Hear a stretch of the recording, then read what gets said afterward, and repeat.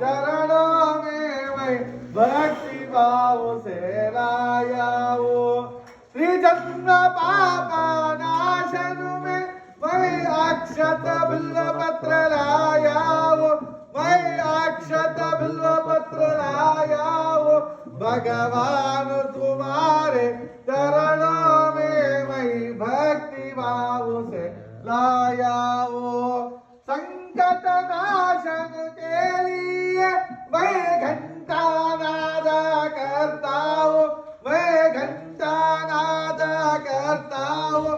भगवान तुम्हारे चरणों में मैं भक्ति भाव से लाया हूँ।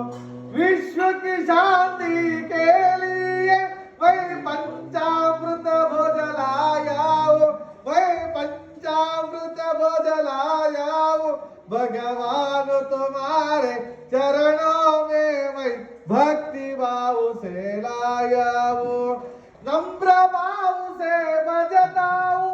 मैं तुमसे वर मुक्ति चाहता हूँ। मैं तुमसे वर मुक्ति चाहता हूँ। भगवान तुम्हारे चरणों में मैं भक्ति भाव से भक्ति भाव से भक्ति भाव से लाया हूँ। सांबदे नमः पार्वती